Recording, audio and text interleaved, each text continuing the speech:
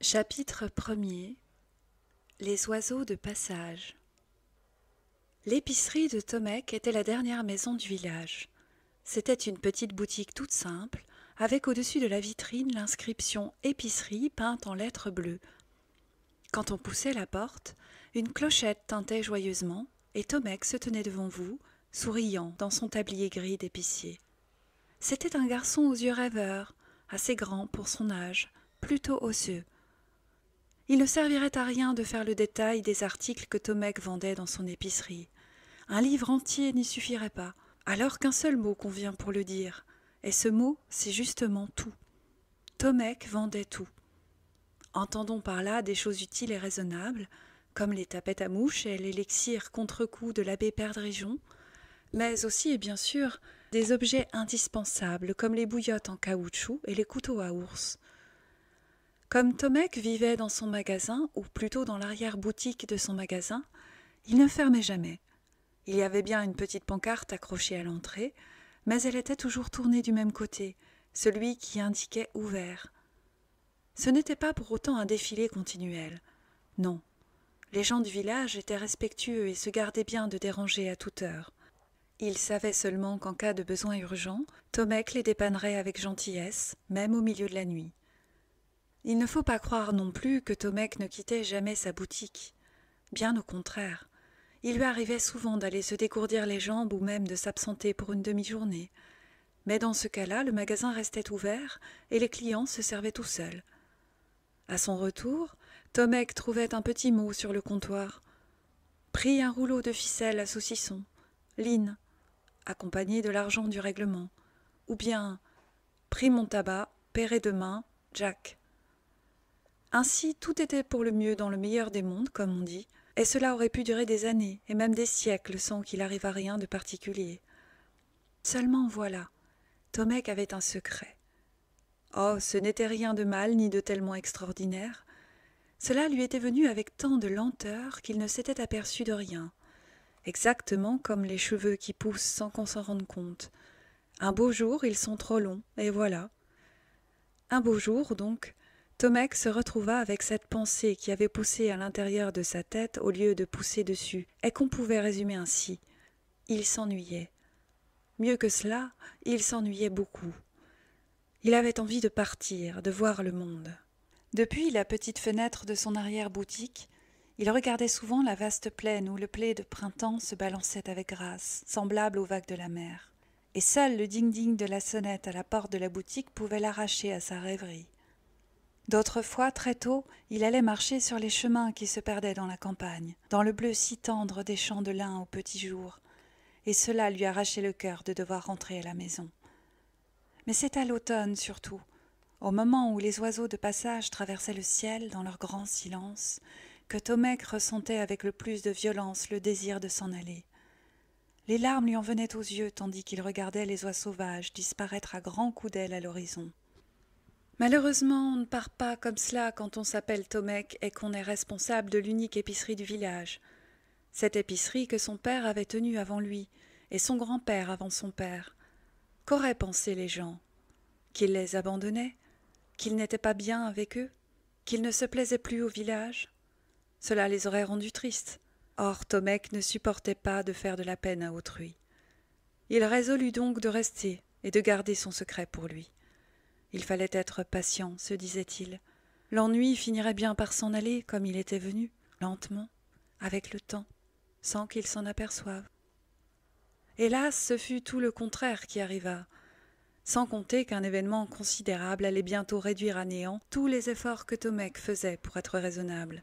C'était à la fin de l'été, un soir qu'il avait laissé la porte de sa boutique ouverte pour profiter de la fraîcheur de la nuit. Il était occupé à faire ses comptes sur son grand cahier spécial à la lumière d'une lampe à huile, et il suçotait, rêveur, son crayon à papier, quand une voix claire le fit presque sursauter.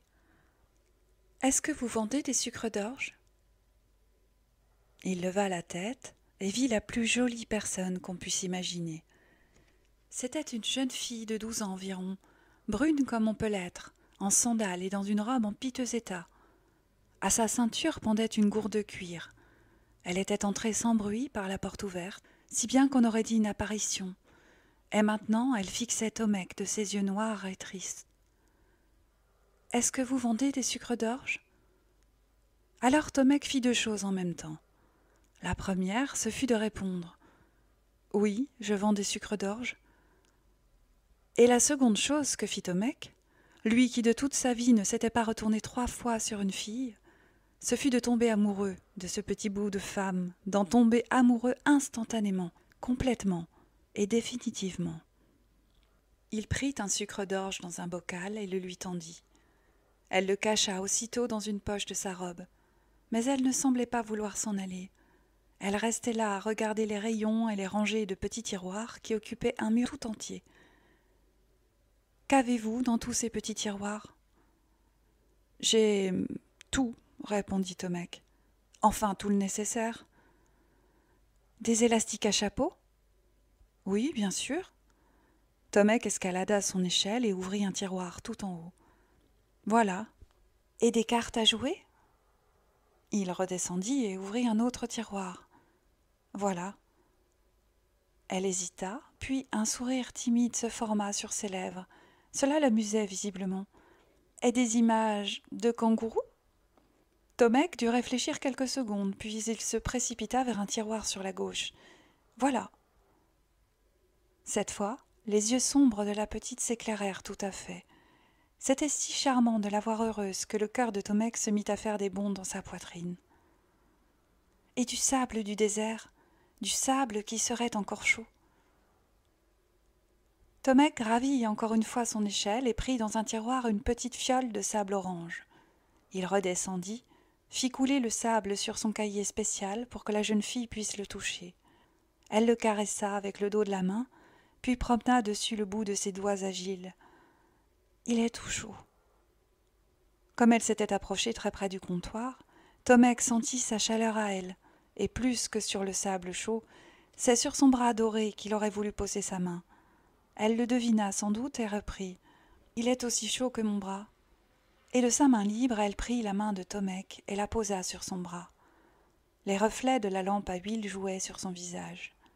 Cela dura quelques secondes, au bout desquelles elle se dégagea en un mouvement léger, virevolta dans la boutique, puis pointa enfin son doigt au hasard vers l'un des 300 petits tiroirs. « Et dans celui-ci ? Qu'avez-vous dans celui-ci ?»« Oh, ce ne sont que des dés à coudre, » répondit Tomek en versant le sable dans la fiole grâce à un entonnoir. « Et dans celui-ci ? Des dents de Sainte Vierge, ce sont des coquillages assez rares. »« Ah » fit la petite déçue. « Et dans celui-là ? » ?»« Des graines de séquoia. Je peux vous en donner quelques-unes si vous voulez. Je vous les offre, mais ne les semez pas n'importe où, car les séquoias peuvent devenir très grands. » Tomek avait cru lui faire plaisir en disant cela, mais ce fut tout le contraire. Elle redevint grave et songeuse. À nouveau, ce fut le silence. Tomek n'osait plus rien dire. Un chat fit mine d'entrer par la porte restée ouverte. Il s'avança avec lenteur, mais Tomek le chassa d'un geste brusque de la main. Il ne voulait pas être dérangé. « Ainsi, vous avez tout dans votre magasin ? Vraiment tout ? » dit la jeune fille en levant les yeux vers lui. Tomek se trouva un peu embarrassé. « Oui, enfin, tout le nécessaire, » répondit-il avec ce qu'il fallait de modestie. « Alors, » dit la petite voix fragile et hésitante, mais soudain pleine d'un fol espoir, « alors vous aurez peut-être de l'eau de la rivière Kiar ?» Tomek ignorait ce qu'était cette eau. Il ignorait aussi où pouvait se trouver cette rivière Kiar. La jeune fille le vit bien. Une ombre passa dans ses yeux, et elle répondit sans qu'il eût à le demander. « C'est l'eau qui empêche de mourir. Vous ne le saviez pas ?» Tomek secoua doucement la tête. Non, il ne le savait pas. « J'en ai besoin, » fit la petite. Puis elle tapota la gourde qui pendait à sa ceinture et ajouta. « Je la trouverai et je la mettrai là. » Tomek aurait bien voulu qu'elle lui en dise plus, mais déjà elle s'avançait vers lui en dépliant un mouchoir dans lequel elle tenait quelques pièces de monnaie. « Je vous dois combien pour le sucre d'orge ?»« 1 sou, » s'entendit murmurer Tomek. La jeune fille posa la pièce sur le comptoir, regarda encore une fois les 300 petits tiroirs et fit à Tomek un dernier sourire.